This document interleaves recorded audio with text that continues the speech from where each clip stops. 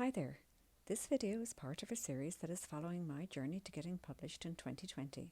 Today's topic is the beginning, how to get started on the road to published author, whether you are starting your book from scratch, from the middle or the end.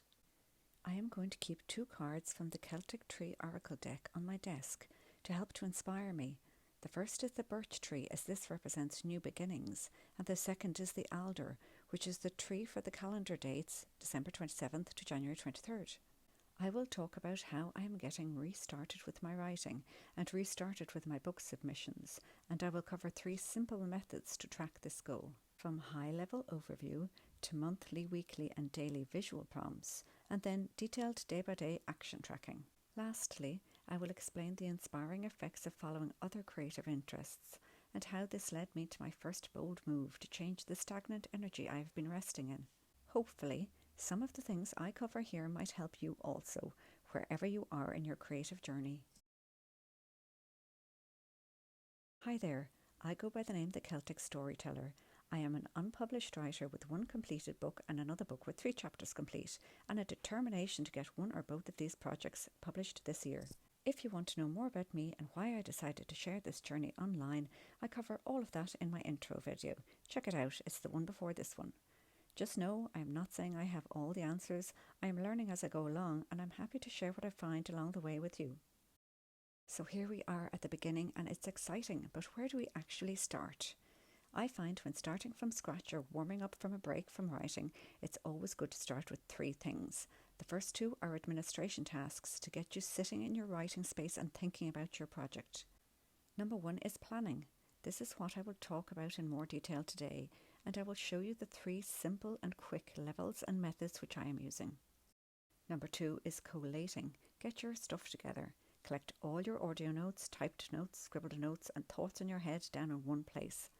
I put them into a blank scene or project note in Scrivener and reference them as I need them.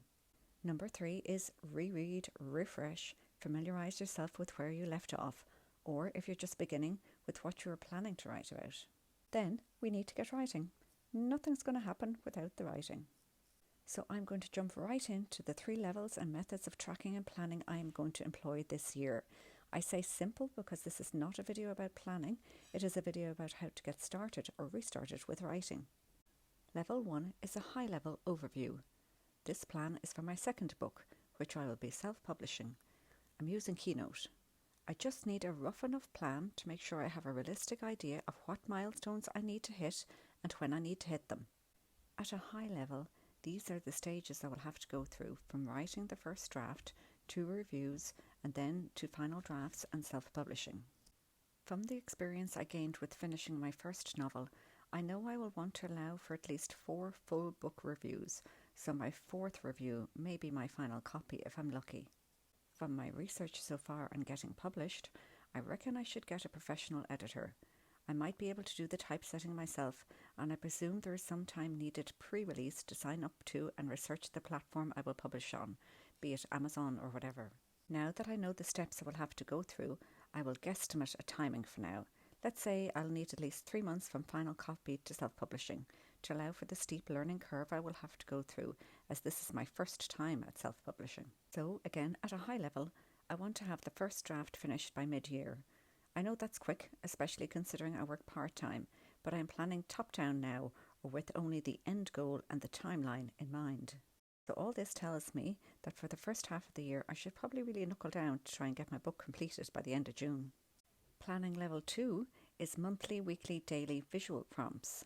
Now I am just using GoodNotes to scribble a plan of how many days per week I can realistically find time to write. Again, this is an overview of the days. If I plan to the hour in great detail and consider all the other things I do, I will end up with a weekly schedule like this and an overwhelming feeling that I have no time. So I'm using a clear calendar, and I have just added a week sheet with my most likely writing days. I know from experience that it's hard to achieve, as my afternoons aren't really completely free, but I will be getting along nicely if I'm at least aiming to get some time 4 days a week. This week is the overview, and I won't track my actual writing here, so as a fun and visual way to track the days I did write, I'm going to use these Lego blocks. There are 12 2x2 bricks for the months, and 2 flat bases that fit these 12 bricks. I have 4 2x2 bricks for the 4 weeks in the month.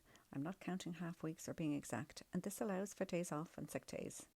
Then I have 4 1 bricks for my 4 writing days a week. Each writing day, I will move a 1 brick to the finished flat base. After 4 days, I will replace that with a 2x2 and start again with the 1 bricks for next week. At the end of 4 weeks, I will move a 2x2 block permanently over to the finished flat base. So again, this is just a visual prompt of time passing and of days writing, which I will leave on my desk, and at a glance, I will know how many months and weeks of writing days I have left in the year. Lastly is planning level 3, day-by-day action tracking. This is my daily writing diary. I'm using Microsoft Excel for Mac. This is the simple homemade spreadsheet I used for my first book, and it really worked for me. As you can see, I also have room to record my running diary and my weight diary, but honestly, I don't record my weight anymore.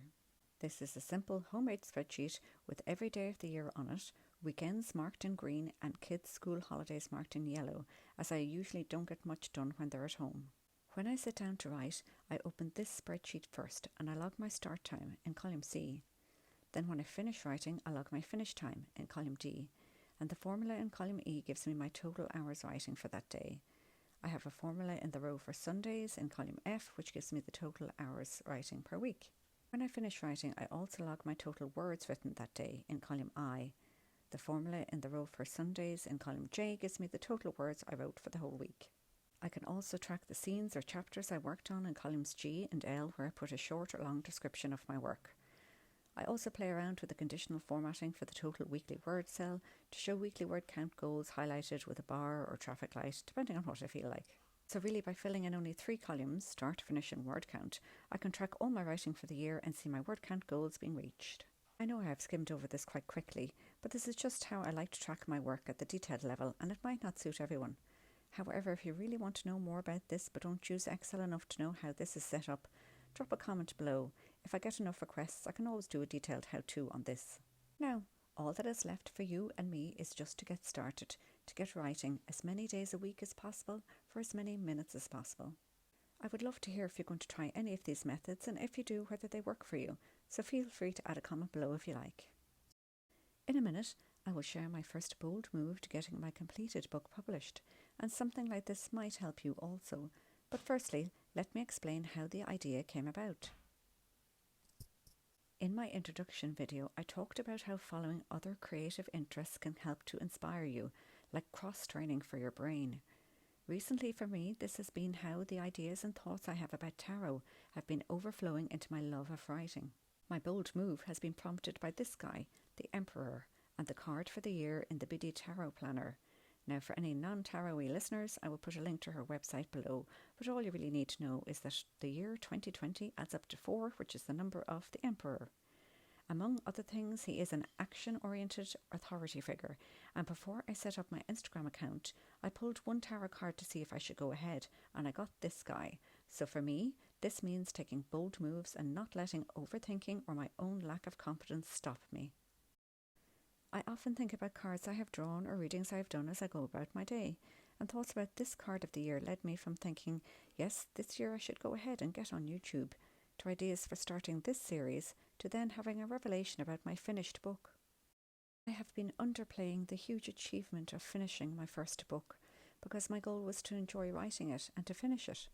Those were my goals because I didn't want to spoil the achievement by the disappointment of not getting published. However, if I think about my achievement with the attitude of the Emperor and leave my own self-doubt behind, I can imagine this book getting published by the end of the year and doing quite well. And if that's the case, then the publishers I sent it to in 2018 might be disappointed that they didn't notice my first submissions. And now I almost feel sorry for those publishers for missing out. These feelings are more in line with the Empress, who I would naturally connect with more so than the Emperor. When you study tarot, you learn a lot about balance, so I also think infusing some of the Empress energy into this situation is called for. So with this in mind, just so those initial publishers don't miss out, I think I will let them know I may be taken up by some other publisher soon and give them a chance to reread my submission and contact me before it's too late. So I'm going to @mention them on an Instagram post with reference to this video also. Yes, I'm going to invite them to submit to me, so keep an eye out on my Instagram feed for my post and we'll see how it goes down. This is a train of thought I don't think I would have had without tarot. For me, this is a bold move, and one which I know goes against the standard submission process which these publishers have. However, I'm doing it out of courtesy because I've come to believe in myself. I'm going to leave it there for today. In the next video in this series, I will let you know how I'm getting on with my writing. I will share some of the things I learned at a seminar on getting your book published, which I attended a number of years ago, and if I receive any responses from my Instagram @mentions, I will let you know. If you have any kind of creative project on the go, this may be helpful for you as well, so you're welcome to pop by for the next video and see what you can take from it. Thank you so much for listening. If following my journey is something that would interest you, I would love if you went ahead and hit the subscribe button below. If you can bear any more notifications, then you can hit the bell too. That way you won't miss out on my next video. I hope to get it out in a few weeks. For now, I'm going to submerge myself in writing, and I hope you will too. That's all I have for today's video. Slán go fóill, which is bye for now in Irish. I'm wishing you all the best.